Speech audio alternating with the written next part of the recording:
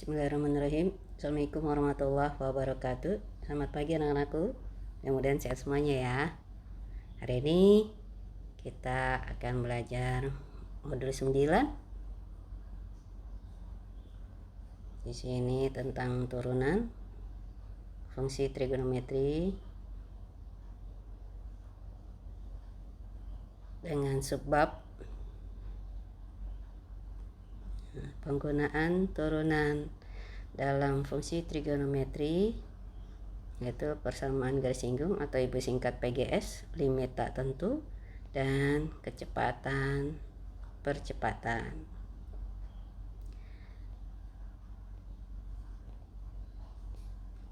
Yang pertama persamaan garis singgung. Seperti kalian ketahui, baik itu trigonometri ataupun aljabar, di sini rumusnya adalah Y dikurang Y1 dikali sama dengan MX dikurang X1.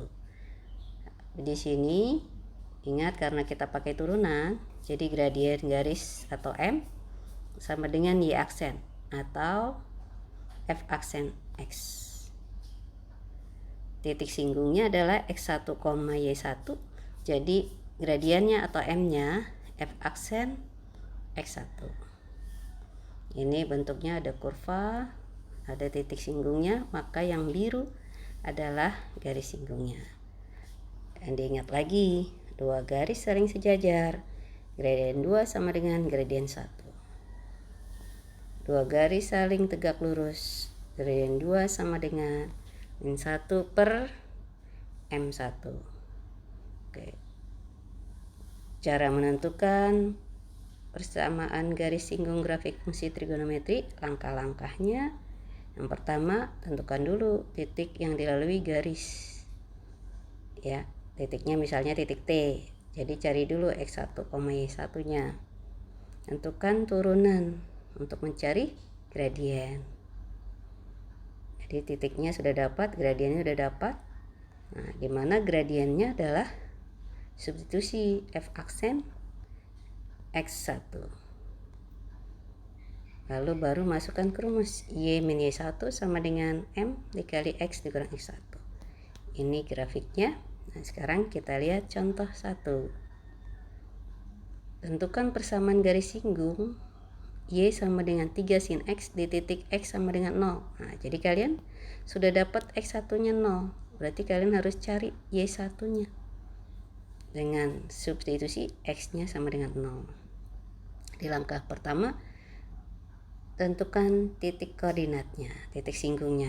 Karena X-nya 0 tadi, maka Y1-nya 3 kali sin 0, 0. Jadi koordinat titik singgungnya 0,0. Langkah kedua, tentukan gradien 3 sin X, maka gradiennya sama dengan M sama dengan turunan pertama. Turunannya adalah 3 cos X. Karena garisnya di titik 0,0, berarti X1-nya 0, maka F aksen 0, 3 kali cos 0 adalah 3. Jadi gradiennya 3. Maka persamaan garisnya Y dikurang Y1 sama dengan M dikali X dikurang X1, maka Y dikurang 0 sama dengan 3 kali X dikurang 0. Jadi garis singgungnya Y sama dengan 3X. Jika pilihannya pilihan ganda, tinggal sesuaikan hasil persamaan garis singgungnya. Ini gambar grafiknya. Oke, ibu lanjut ya. Sekarang contoh 2. Persamaan garis singgung Y sama dengan 2 sin X ditambah cos X di titik X sama dengan 0. Ingat, X-nya, X1-nya berarti 0. Jadi kita cari Y-nya, Y1. Oke, kita lanjut. Karena X-nya 0, maka Y-nya didapat 2 sin 0 tambah cos 0. Jadi hasilnya titik singgungnya 0,1. Langkah kedua, cari gradien. Turunannya Y aksen 2 cos X min sin X. Jadi gradiennya di titik 0,0, jadi F aksen 0, 2 cos 0 dikurang sin 0. Masukkan ke turunan. Jadi gradiennya dapat 2. Ya. Jadi persamaan garis singgungnya kita tinggal substitusi, titik singgungnya 0,1 dan gradiennya sama dengan 2. Jadi Y min Y1 sama dengan M kali X dikurang X1. Jadi Y min 1 sama dengan 2 dalam kurung X min 0. Jadi hasilnya Y sama dengan 2X plus 1. Ingat, kalau soalnya pilihan ganda dengan option, sesuaikan jawabannya dengan yang kalian dapatkan. Ini untuk contoh 3. Tapi di sini X-nya pi per 2. Pi per 2 berapa? 90 derajat. Oke. Di sini Y sama dengan 3X ditambah 4 cos X. Angka pertama cari titiknya. Jadi ketemu titiknya di sini. Pi per 2, pi ditambah 3. Lanjut cari gradiennya. Nah, gradiennya ketemu di sini 3 plus 3 akar 3. Kalian tinggal substitusi Y dikurang Y1 sama dengan M dikali X dikurang X1. Jadi persamaan garisnya Y sama dengan akar 3 ditambah 3 akar 3 ditambah 3 plus pi akar 3. Oke, selanjutnya kita bahas materi limit tak tentu. Penggunaan turunannya seperti apa? Nah, kalau limitnya berbentuk 0 per 0 atau tak hingga per tak hingga, maka limitnya di sini bisa kita selesaikan dengan cara turunan. Nah, misalnya pembilangnya adalah fx dan penyebutnya gx. Jadi mencari limitnya bisa kita pakai turunan pertama. Limit f aksen x per g aksen x. Ya, f nanti kalau dia tidak 0 per 0 lagi, maka substitusi hanya f aksen a per g aksen a. Jika dengan turunan pertama dihasilkan bentuk tertentu, maka bentuk itu ada penyelesaiannya, ya, maka stop hanya f aksen a per g aksen a. Tapi jika turunan pertama masih dihasilkan bentuk tak tentu, masih 0 per 0, tak hingga per tak hingga, maka diturunkan sampai menghasilkan bentuk tak tentu tadi sehingga diperoleh nilai limitnya. Nah, cara penyelesaian seperti ini disebut dalil L'Hopital. Dibacanya L'Hopital. Misalkan di sini kita bisa lihat, tentukan hasil limit fungsi limit x mendekati 0 sin 2x per 3x. Ingat, kita sudah belajar pakai cara cepat hasilnya langsung 2 per 3. Nah, tapi di sini bisa juga pakai cara turunan. Nah, setelah kita substitusi, lihat penyelesaiannya. Kita substitusi x-nya 0, maka hasilnya 0 per 0. Jadi bentuknya tak tentu. Karena hasilnya 0 per 0, bisa menggunakan dalil L'Hopital, diturunkan. Kita lihat sin 2x turunannya 2 cos 2x, 3x 3. Kita substitusi sekarang. Karena x-nya mendekati 0, jadi x-nya kita masukkan. Dapatnya 2 per 3. Ya. Nah, kalau misalnya masih setelah disubstitusi masih 0 per 0, kita turunkan lagi seterusnya sampai mencapai limit. Nah, sekarang contoh 2.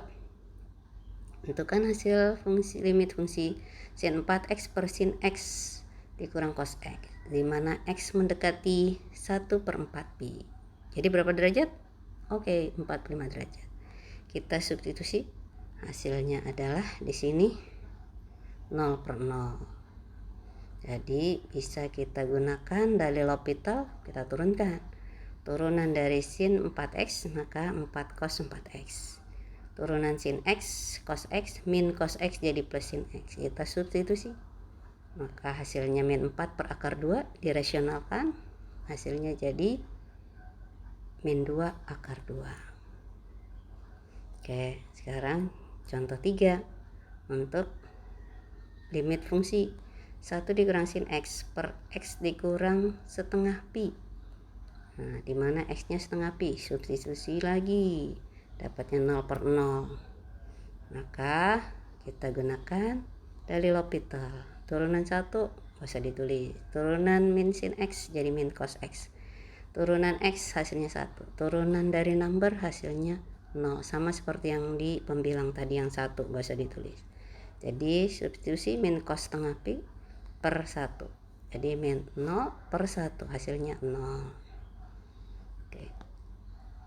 Selanjutnya di sini penggunaan atau aplikasi turunan yang terakhir untuk kecepatan dan percepatan. Ini biasanya dipakai untuk fisika ya. Untuk penerapan di fisika.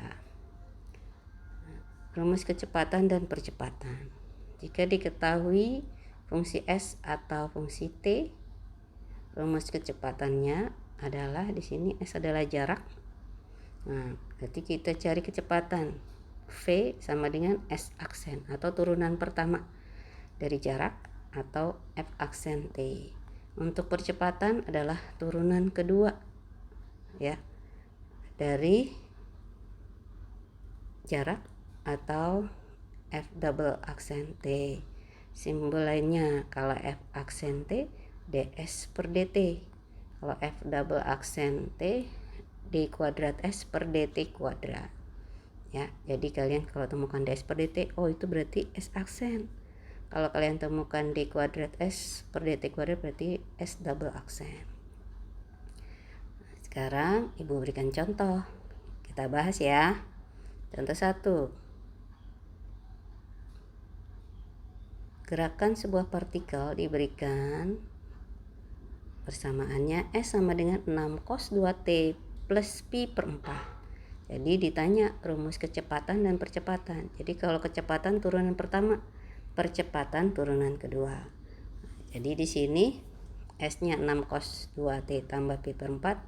Kecepatannya ingat turunan pertama. Jadi 6 cos 2T.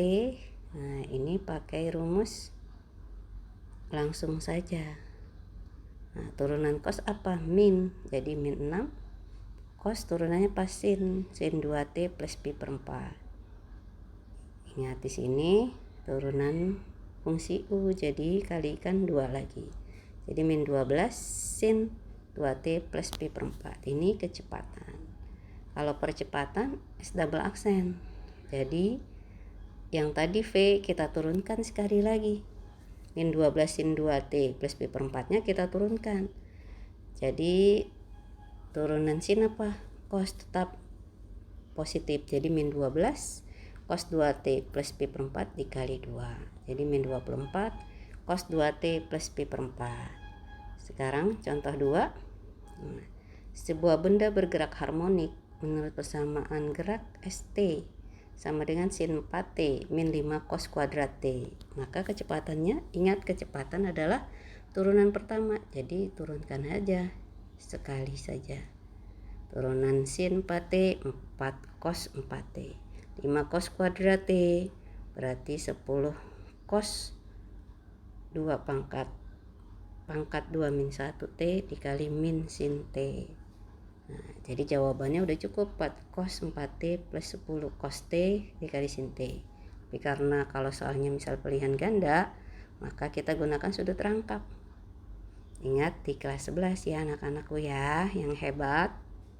Jadi 4 cos 4T plus 5 sin 2T. Insyaallah paham ya. Selanjutnya contoh terakhir atau contoh 3. Sebuah benda bergerak Ft sama dengan 12 kotangen T. Ingat, turunan kotangen apa? Ingat materi sebelumnya. Tentukan kecepatan benda pada saat T 2 pi per 3. Nah, kalau tadi ditanya rumus kecepatannya saja. Sekarang kecepatan pada saat T 2 pi per 3. Kecepatan turunannya adalah S aksen turunan pertama min 12 kosekan kuadrat T. Nah, setelah dapat kalian substitusi 2 pi per 3 kosekan kuadrat itu kebalikan apa ya? Oke, kalian ingat kebalikan sih. Nah, jadi dicari kosekan kebalikan sin, sinnya apa di sana, terus kalian substitusi.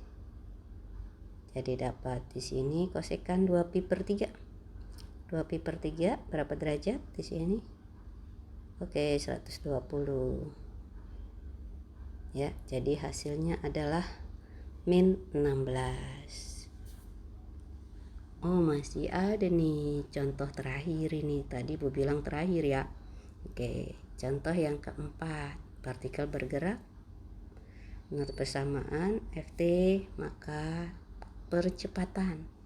Jadi kalau percepatan turunan 2 kali ya, atau turunan kedua. Jadi di sini ditanya apa? Rumusnya atau nilainya, nilai percepatan? Tanya rumusnya. Lihat ya dari soal. Jadi Ft sama dengan cos pangkat 3T plus 9 cos 2T kalian turunkan. Cari dulu Vt turunan pertama. Jadi kalian dapatkan di sini kecepatannya adalah min 3 cos kuadrat T dikali sin T min 18 sin 2T. Ingat rumusnya dengan cara langsung turunannya, oke? Nah, sekarang percepatannya diturunkan sekali lagi. Tadi dapat min 6 cos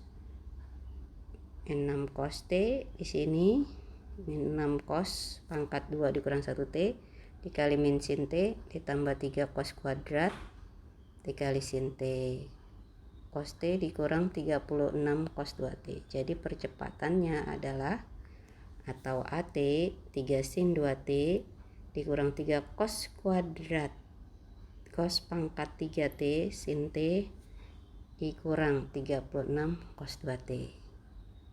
Anak-anakku, mudah-mudahan materi hari ini bisa kalian pahami dan bermanfaat untuk kalian untuk sekarang dan seterusnya, dan tugas selanjutnya bisa kalian kerjakan dengan baik. Selamat dan jaga kesehatan, mengerjakan dan jaga kesehatan selalu serta dimudahkan. Billahi taufiq wal hidayah. Wassalamualaikum warahmatullahi wabarakatuh.